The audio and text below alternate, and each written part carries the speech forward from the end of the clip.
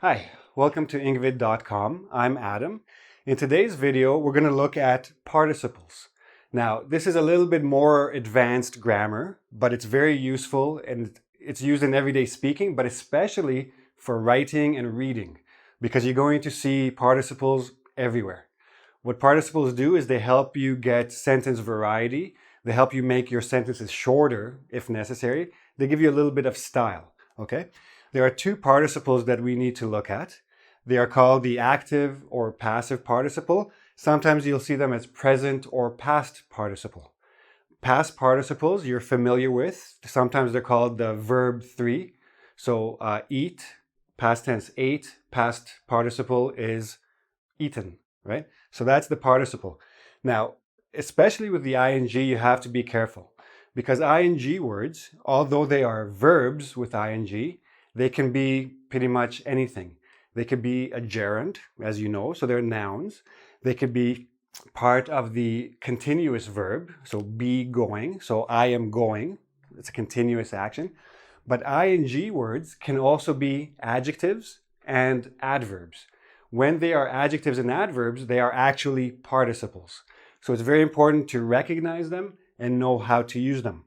So what I want to do first is I want to look at the adjective participles. Now, what you have to remember about adjective participles, they are reduced adjective clauses. You know, an adjective clause, it's meant to modify a noun. It identifies it or gives extra information about a noun. A participle, an adjective participle, is that adjective clause minus the subject and the verb. Okay, but we're going to look at that in a second. So let's look at this sentence first. I made a little mistake here. Dressed in his Class A uniform, the Marine looked like a recruitment poster. So this is the passive or the past participle ending in ed. It's a regular verb, so dressed. Dressed in his Class A uniform. Now, if I rearrange the sentence, really it says the Marine, comma, who was dressed in his Class A uniform, comma, looked like a recruitment poster. Okay, like a poster that wants people to join the Marines, etc. But I can take that adjective clause, I get rid of the who was, or who is, depending on the tense, get rid of that, and I'm left with a participle phrase. Now, I can take that participle phrase and move it to the beginning of the sentence, just like I have here. The key, when you're using participles at the beginning, a participle phrase at the beginning of a sentence, you must make sure that the subject, which is not there, but it is understood, who is the Marine. So the Marine who was dressed in his Class A, and then the subject of the independent clause must be the same subject. Okay, we're going to look at a couple more examples. Standing near the window, Marie could see the entire village. Look at the other example. Standing near the window, the entire village was in view. Now, many people will look at both sentences and think, yeah, okay, I understand them. They're both correct. This sentence is incorrect. Why? Because the subject here is the village. Can the village stand near the window? No, it can't. So standing near the window means Marie. Marie, who was standing near the window, could see the entire village. This subject cannot do this action. So you have to make sure that the implied or the understood subject in the participle is the exact same as the subject of the independent clause that follows it. Okay, that's very, very important.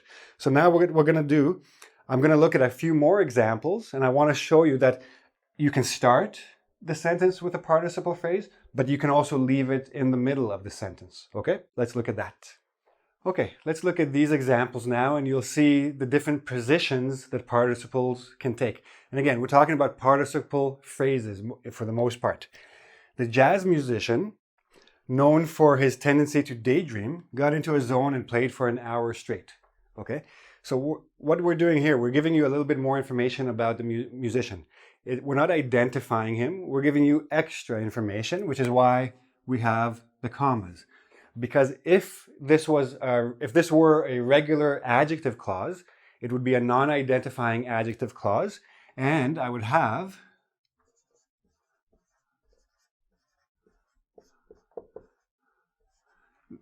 the tense is not important. It could be both. He is known or he was known, depending on the situation.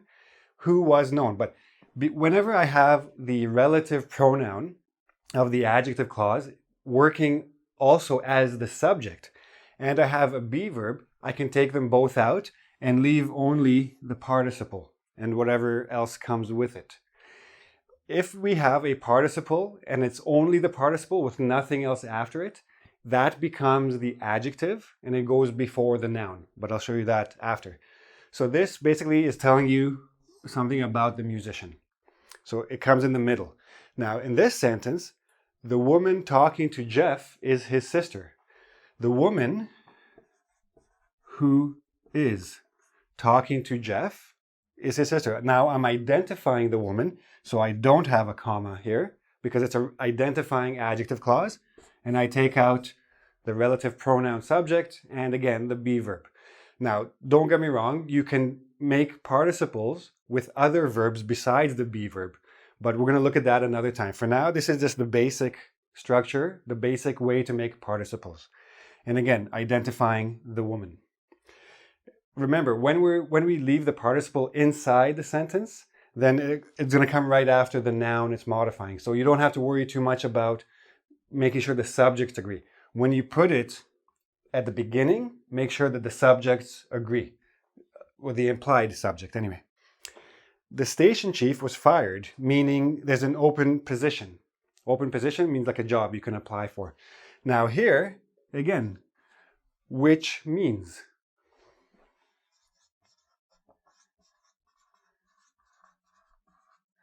Basically, again, I have the relative pronoun, that's also the subject. I have an active verb. I squeeze them both together and I get a participle. The which refers to the entire independent clause. Okay? So it doesn't have to be a be verb. It could be other verbs too. But again, I'll show you construction in another time because it's a little bit more tricky. You can't do it with every adjective clause. You can't do it. But this meaning is about the entire independent clause, and it comes after the comma because again it's not an identifying adjective clause and it ends the sentence. Now, before I mentioned that if you don't have anything after, right, so if I have, for example, the broken window was fixed. So imagine the window that was broken, that out was out. All I have is broken. I don't have a whole phrase. So when I have only one word participle, when I only have the one word left over after the reduction, then I just treat it like a regular adjective and I put it before the noun. Okay, and I can do it with an ing as well. Okay, so far so good. Now we're going to look at adverbs where it gets a little bit more confusing. Okay, so now we're going to look at participles used as adverbs. So again, it's very important to understand what's the difference between an adjective clause and an adverb clause. An adjective clause modifies a noun. It gives you extra information about it or it identifies it. An adverb clause shows you a relationship between the adverb clause itself and the independent clause. Same thing with the participle, because an adverb participle phrase is also a reduced clause. It's a reduced adverb clause, but it works in the same way, which sometimes can be a little bit confusing.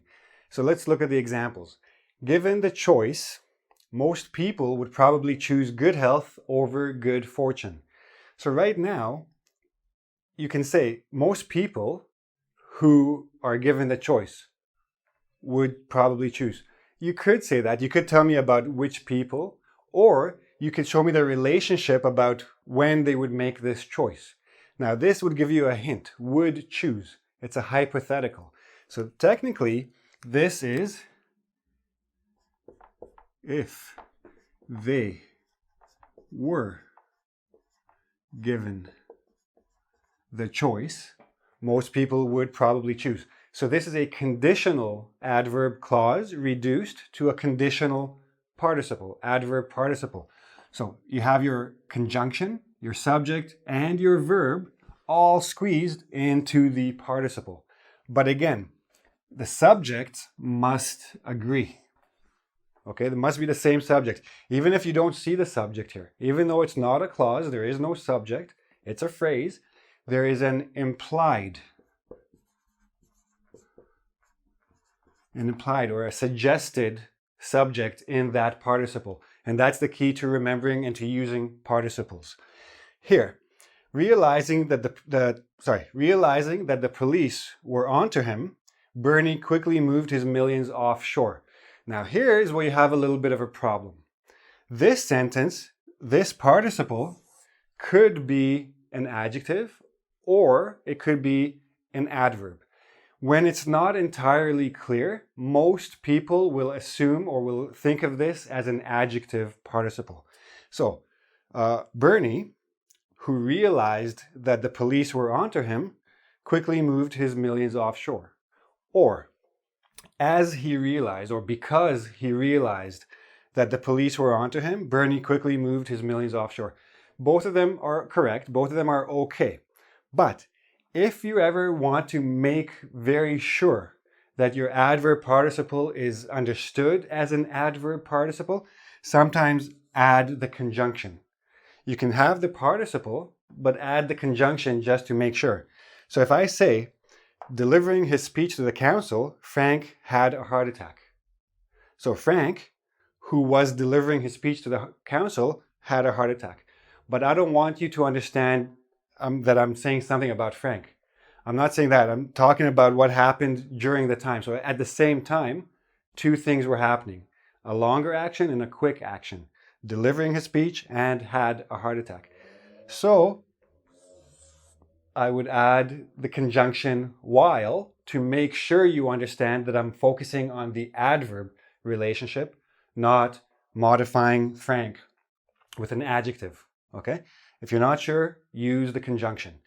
Now, she refused to cooperate while targeted by the media. In some cases, you have to include the conjunction. She refused to cooperate targeted by the media. Doesn't make sense. Because if you have this as an adjective, then there must be a noun just before it. But here we don't have a noun. We have a verb. So right away we understand that it's an adverb clause, but we have to use the conjunction because by itself it doesn't work. It looks like it could be an adjective.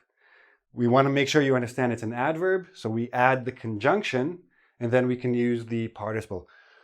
She refused to cooperate while she was targeted by the media. Okay, so there you are, an introduction to participles. I know they're a little bit confusing and a little bit tricky, but they're used all the time. And especially if you're going to be doing reading, if you're going to be doing a test, if you're in school and you need to read, if you just want to read newspapers, because newspapers use them a lot, they can make all their writing shorter. You have to understand how participles work, and you have to know how to use them yourself.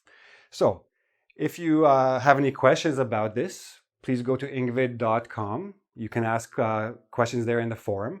If you like this video, please subscribe to my YouTube channel. Don't forget to take the quiz back at engVid.com. And come again, see us soon, and we'll have more lessons like this for you. Thanks.